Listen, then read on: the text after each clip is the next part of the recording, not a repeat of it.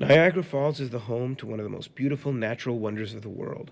However, it is also the home to Ontario's most unnatural wonder, a sea circus that goes by the name Marineland. Marineland. Marineland. Marineland. Marineland. Most people know Marineland as an animal exhibition and amusement park that has brought smiles to tourists' faces since 1961. However, not everyone loves Marineland.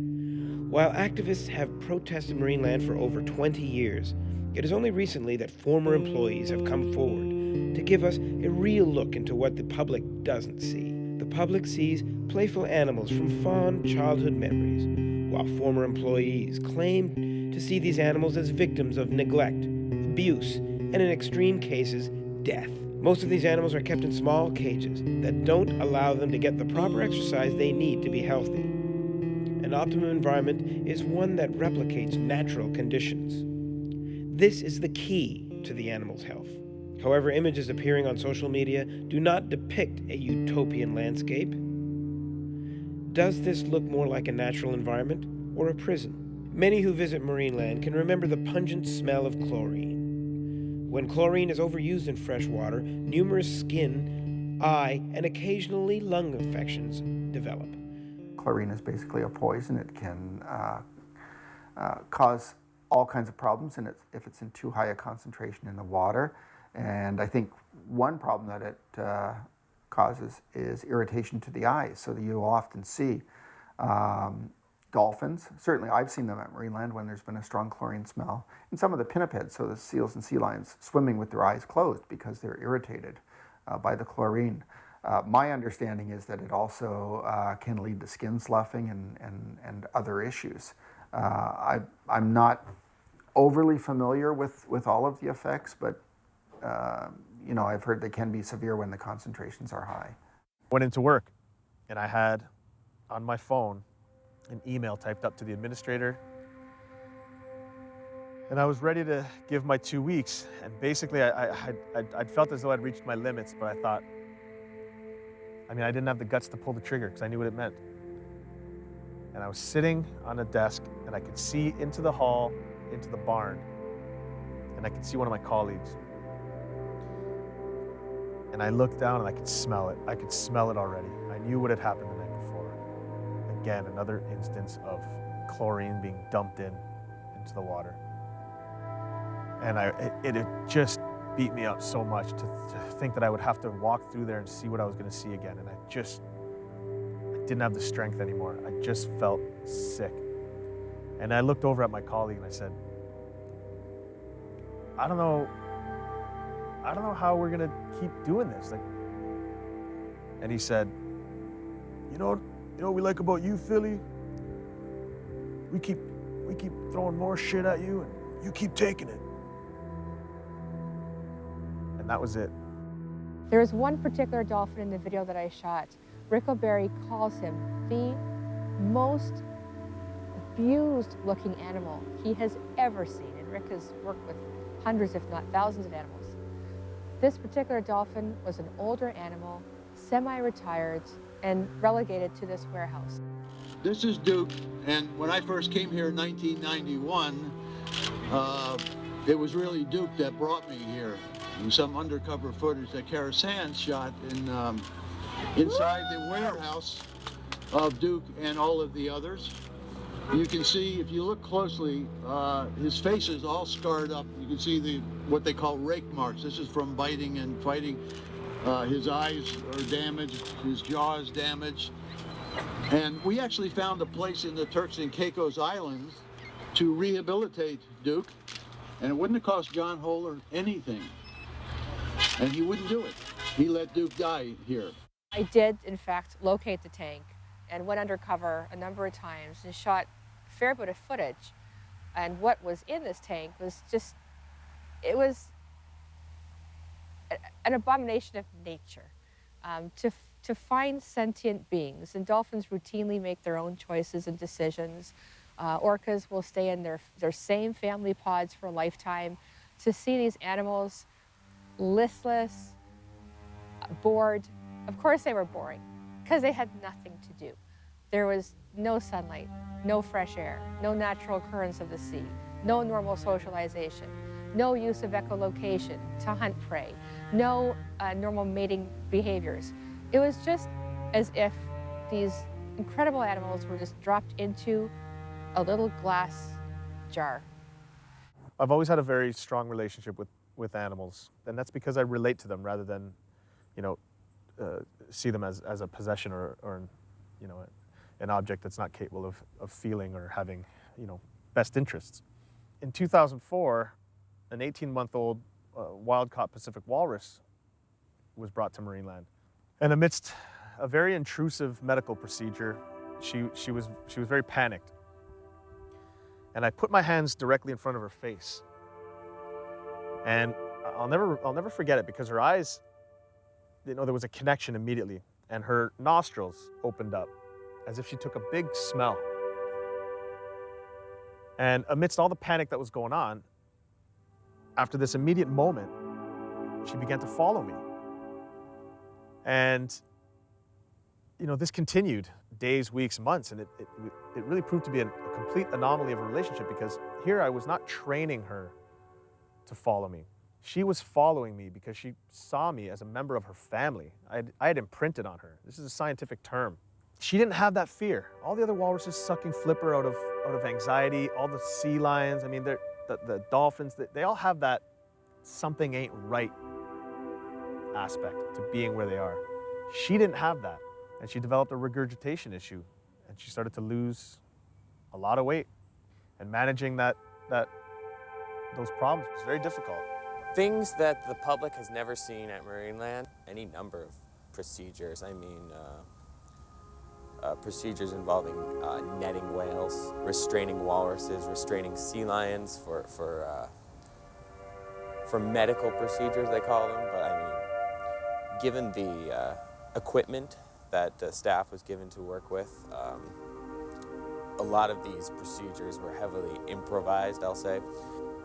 I'd say they caused undue stress to specifically the animal, but they cause undue stress to the staff as well. You know, animals that are sick don't respond to trainers. They don't respond to fish. They lose that appetite.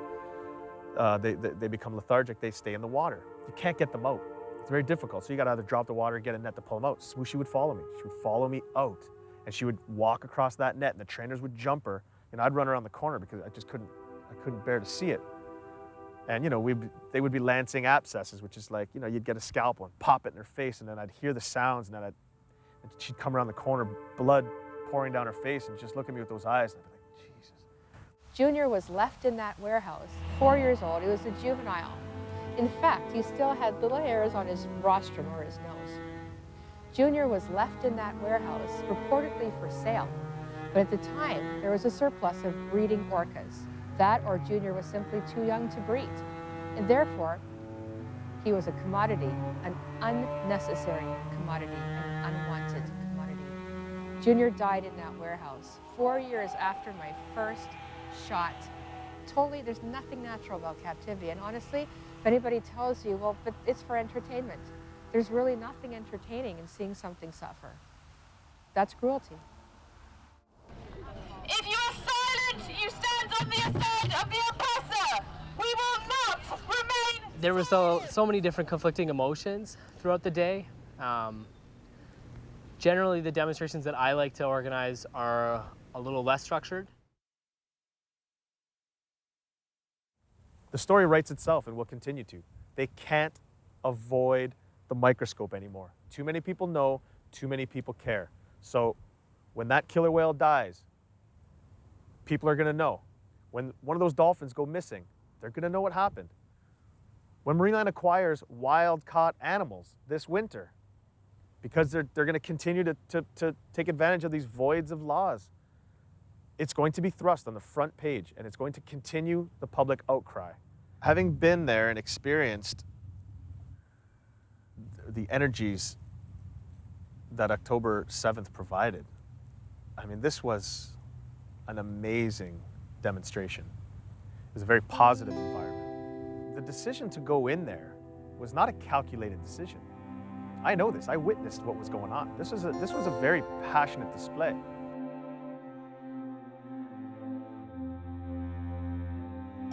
I did go to the protest on October 7th. and I witnessed the speeches, Sherry DeNovo, Rico Berry, and I witnessed what happened. I elected to stay on the lawn. I mean, I was a former employee who would think it would bring up, and it was pretty close to the time I had actually left too. I think it would bring up too many weird memories running back into that Dolphin Stadium where I worked for many, many years. It was incredible to see that many people willing to break the law, not really knowing what was going to happen to us at that point, that we were all willing to go in there and stand together and speak for the animals. I'm not exactly sure how it happened, but at some point a group of people decided to get closer, sort of push the limits on how close we could get to the front gates, and we started chanting right in front of the front gates. I saw John Holler, the owner of Marineland, pull up in his car to the turnstiles, and I just yelled, "There's John!" And the next thing you knew, people were moving forward, and it wasn't storming the gates like the media said. We were really just sort of strolling forward because none of us really knew what was going on either. And then John Holler got out of his truck to come towards us, and we all just sort of went forward. As we were chanting, "Shut it down, shut it down," the next thing you knew, people were hopping the turnstiles, and we were going in to actually stop that dolphin show. And this was just an amazing moment. When people got into the park and I saw like a lot of other people having those emotional reactions, like it was really hard not to like have this feel the same way. Like there's some really great photos from the day of people like leaning up against the tank, and you can see a lot of people visibly like crying and being really emotional. Once I saw the 25 cops entering the other side, I quickly scooted down to the glass so that I could have a few moments with the dolphins before I had to leave. And there was about 6 of them in the pool, and each one swam past me and looked me right in the eye. And at that point, I had been on such a high from the crowd and everything. At that point, I sort of, again, was brought back to the fact that we were going to have to leave, and we were going to have to leave these dolphins there. These animals are fabulous. They're intelligent. They're, they have social lives like us. They feel like us. And it's just like removing one of our children, killing us, and putting them somewhere where they're totally unaware of. And they have to learn, or they suffer, and they pretty well die. I really want to see Marineland just as an amusement park. Canada's Wonderland did that in the early 90s. They used to have dolphin shows. One of them kissed my sister. They used to have sea lions. I'm not exactly sure, but they got rid of them and became just an amusement park. And I'm not asking for John Holler to shut down the whole thing and go bankrupt. I'm looking for it to become an amusement park. I'll go on the roller coasters, but as long as there's no animals there being harmed to make money, that's what I'm looking for in the long run. Realistically, what I would like to see happen is obviously improving the situation the current animals are in at Marineland, or places like Marineland. Ending the importation of captive caught animals. We need to end breeding programs on site immediately. So all their captive breeding programs need to stop. They also need to stop the import and export of marine mammals. So those are the 2 things that immediately can end, right? And then the eventual phase out and removal of animals, the deer, the bears, all the marine mammals to sites of care. So what we do generally in hinging this is we don't want them to go to another for-profit facility. We want them to go either to rehab facilities or to go to sanctuary settings, things like this. It appears we can't count on government to fix this problem, and it is a big problem. We have to count on the passion of everyday people.